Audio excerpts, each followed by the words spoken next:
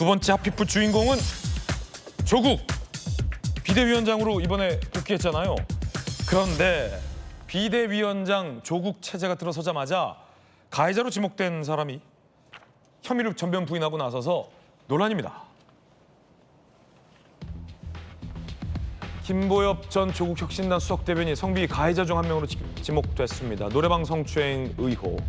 고소인이 앞장서서 노래방으로 일행을 이끌었다. 성추행 없었다. 택시 성추행 의혹. 고소인의 허위 주장이다. 삼보일배 성희롱 의혹. 저라는 뒷모습을 볼 수 없었다. 부인했습니다. 이게 묘한데 박성민 최고. 피해자는 피해 사실을 폭로하면서 조국 전 대표도 소용없었다라며 울면서 탈당을 했고 지도부는 해당 혐의에 대해서 인정을 했기 때문에 사과했는데 그걸로도 안 되니까 사퇴한 거 아닙니까? 그래서 들어선 게 조국 비대위 체제인데 조국 비대위 체제가 들어서자마자 가해자 중 한 명은 내가 무슨 성희롱을 했냐? 라며 혐의를 부인합니다. 그러면서 조국 비대위원장은 피해자에게 돌아오라라고 제안을 합니다. 이게 무슨 형국입니까? 그러니까 뭐 일단은 저는 뭐 조국 전 대표가 이제 뭐 비대위원장이죠. 이제 조국 비대위원장이 이 피해자에게 복당 제안을 한 것은 굉장히 좀 섣불렀다라고 생각하고 그거는 이제 피해자가 사실은 당 내에서 어떻게든 이제 문제를 해결해 보려고 했는데 그게 잘 되지 않았고 당으로부터 상처를 받고 떠난 사람인데 복당과 어떤 당직을 이야기를 하는 것은 저는 피해자에 대한 상처를 더 헤집는 그런 경우가 될 수 있다라고 봐서 적절한 대처는 아니었던 것 같고요. 그리고 지금 이번에 이 성비 가해자로 지목된 김보엽 씨의 주장도 저는 뜯어보면 좀 논리적이지 않은 부분들도 많아 보입니다. 뭐 예를 들면 누가 노래방으로 이끌었는지는 중요하지 않아요. 아, 그러네요. 누가 노래방으로 이끌었든 앞장을 섰든 그게 뭐가 중요합니까? 거기에 간 거 자체가 문제라는 게 아니고 거기서 있었던 일이 문제라는 거고 네네. 그 행위자로 지목이 된 상황이었기 때문에 누가 노래방을 먼저 가자고 했느니 마느니는 일종의 책임 회피가 될 수 있는 거예요. 그래서 저는 누가 노래방으로 먼저 가자고 했는지는 이 사건과 아무 관계없는 얘기다. 그렇죠. 사실 누가 먼저 가자고 했든 그게 뭐가 중요합니까? 가서 있었던 일이 중요한 거죠. 그러니까 그 외에도 저는 좀 오히려 왜 이걸 진실 공방의 양상으로 가져가는지는 모르겠는데 본인이 이제 뭐 노래방 갔다 오고 나서 뭐 사람들한테 분위기를 또 살폈다라고 하잖아요. 다음 날에 뭐 본인이 뭐 이제 뭐 연락도 하고 근데 다들 분위기 좋았다라고 했는데 그러니까 그런 행위도 구태여할 필요가 있었나 이런 의구심도 사실은 드는 상황입니다. 그래서 어쨌든 앵커께서 짚어주신 대로 당에서 이거 진상조사한 거 아닙니까? 네네. 그리고 관계자들 얘기 다 들은 거고 피해자들 불러서도 얘기 다 들은 거잖아요. 그렇다면 이건 당 차원에서 어느 정도 사실이라고 파악을 한 겁니다. 그렇기 때문에 저는 그 상황에서의 어떤 대처가 문제가 됐고 그 뒤에 정치적인 책임을 지고 당에서 이거를 수습해 보려고 하는 와중에 이걸 사실 피해자한테 상처가 될 수 있는 방식으로 사실이 아니다라고 전면적으로 부정하고 나서는 것은 납득하기도 어렵고 본인은 억울하다라고 하지만 그럼 당내에서 벌어졌던 진상조사의 결과는 어떻게 설명을 할 것인지에 대해서 저는 좀 국민들께서 보시기에도 납득하기가 어려운 해명이고 행보이다 이렇게 생각이 듭니다. 조국 비대위원장의 애매모호한 입장도 논란입니다. 정혁진 변호사님, 이 폭로가 됐을 당시에 또 조국 전 대표가 입장을 애매하게 했어요. 나는 그때 수감 중이었고 당원이 아니라 할 수 있는 게 없었다. 그래서 굉장히 무책임하다라는 비판 여론이 강했는데 조국 비대위원장 되자마자 지금 가해자 중 한 명이 그 폭로 제기한 사람들이 잘못이다. 왜 날 노래방으로 이끌어? 지금 이러고 있는 거잖아요. 그런데도 조국 비대위원장은 가만히 있다. 이게 무슨 뜻이냐? 어떻게 보세요? 글쎄요, 조국 비대위원장 가만히 있지 않았잖아요. 복당하라고 그랬잖아요. 오히려 복당하라고 한다. 피해자한테는 복당하라고 하고 가해자는 막 저런 식으로 자기 변명하고 앉아 있고 지금 보면은 노래방에서 성추행 없었다고 그랬어요. 네네. 두 번째는 택시에서도 성추행 의혹은 고소인의 허위 주장이라고 이야기했어요. 택시에서 성추행 없었다는 이야기입니다. 그다음 뭐 삼보일배할 때 성희롱성 발언도 없었다라고 이야기하는 네네. 거예요. 그걸 갖다 정리하면 만약에 저러한 김보엽 씨의 말이 맞다라고 하면요.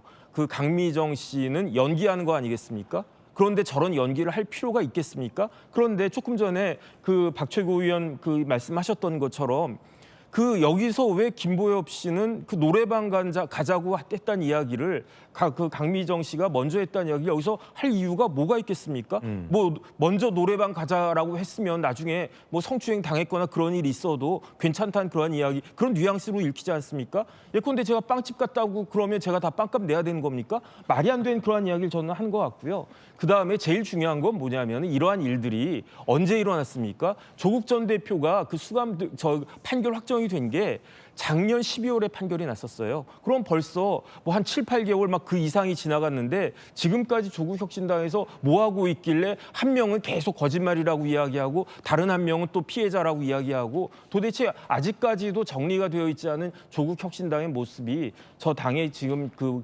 진실한 모습을 보여주고 있는 것이 아닌가 그런 생각 듭니다. 가해자 중 한 명이 이건 다 억울하다라고 얘기하니까 조국 비대위원장의 입장이 좀 궁금해지는데 어떻게 보십니까, 조기현 부위원장님? 지금 이 사안을 처리해가는 과정은 전 지도부에서 있었던 일, 또 지도부가 일괄 사퇴한 곳, 그리고 지금 비대위로 체제로 들어선 지금까지 제대로 된 대응이 전혀 안 되고 있는. 전혀 안 되고 있다. 근데 제 핵심적인 문제는 저는 뭐 어쨌든 이 사태를 수습하기 위해서 비대위원장으로 조기 등판한 건데 조국 전 대표가 왜 자꾸 이 문제를 직접 언급하면서 그러면서 이 해결할 수 없는 상황을 스스로 자초하고 있는지 모르겠습니다. 예를 들면 당시 이 사건이 발생했을 때 구금 중이었기 때문에, 그리고 당원도 아니었기 때문에 뭐 실제 할 수 있는 역할이 제한적이었다. 뭐 편지 이런 문제를 차치하고 네네. 알고 있죠. 다 아는데 그걸 명시적으로 그 설명을 해서 나는 책임이 없다라는 걸 자꾸 설명하려고 하니까 변명 같다. 현명되고 비판이 집중될 수밖에 없죠. 사면 복권 이후에도요. 왕성한 정치 활동 시작하셨잖아요. 왜 이렇게 급하게 가지라는 비판을 받으면서 그 누가 봐도 그 일정 중에 이 사태의 중대성이 묻혔다라는 거를 아는 거예요. 그러면 그 역시도 그냥 부족했다. 사안의 심각성을 빨리 파악했다. 이렇게 가야 될 문제를 일정 후에 만날 계획을 갖고 있었다. 이런 식으로 대응을 했단 말입니다. 그리고 최근에 언론 공지를 통해서 이 문제를 제기하고 또 이제 복당 권유까지 했다는 내용이 이렇게 공개가 됩니다.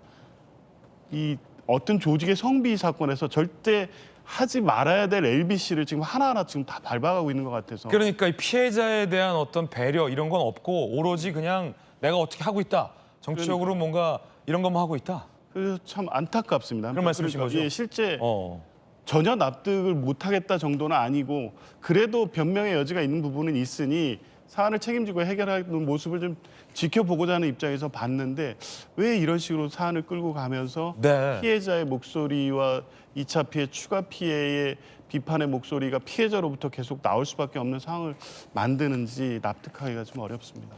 주진우 의원님 이런 말씀하셨어요. 조국 비대위원장이 성범죄 논문만 13편 썼다. 그런데 자당의 성비회는 너그럽다. 그러니까 소위 위선적이다. 이런 비판하신 거죠? 네. 조국 그 전 대표가 책임론에서 좀 자유롭지 못한 것이 일단 김보엽 전 수석 대변인 같은 경우는 최측근이에요. 그리고 2차 가해 논란으로 물러났던 최강욱 전 의원도 본인의 최측근 출신이고요. 민주당이긴 하지만 그러다 보니까 지금 사실상 2차 가해를 하는 것이 이제 조국 전 대표의 책임론으로 이어지고 있는 것이고요. 더더군다나 이 사태에 가장 책임 있는 사람 중에 한 명인데 이 사태로 가장 수혜를 입은 택이 됐어요. 사실은 비대위원들이 다 최고위원들이 다 물러나면서 네네. 사실상 비대위원장으로 복귀함으로써 오히려 책임을 져야 될 사람이 혜택을 보고 정치적인 입지를 찾는 꼴이 되니까 그 자체가 피해자에게는 엄청난 압박일 수가 있다. 그리고 또 피해자에 대해서 또 당직에 복귀하라는 거는 사실 피해자 입장에서 굉장히 모욕적으로 들릴 수 있는 겁니다. 한 자리 줄 테니까 더 이상 문제 삼지 말라는 식의 어떤 프레임이 될 수 있는 거거든요. 그래서 저는 부적절하고요. 조국 전 대표가 교수 시절에 13편의 성범죄 관련된 논문을 썼어요. 그 논문 내용에 주된 것들은 이런 겁니다. 그 성폭력 피해자에 대해서 그 피해자가 거짓말을 하고 있을 수 있다라고 하는 피해자 책임론을 제기하는 것 자체가 2차 가해이고 3차 가해고 N차 가해에 해당한다는 게 논문의 요지예요. 그러면 지금 어떻습니까? 김보엽 전 수석 대변인이 피해자 책임론을 얘기하고 있는 거거든요. 노래방에 먼저 가자고 했다.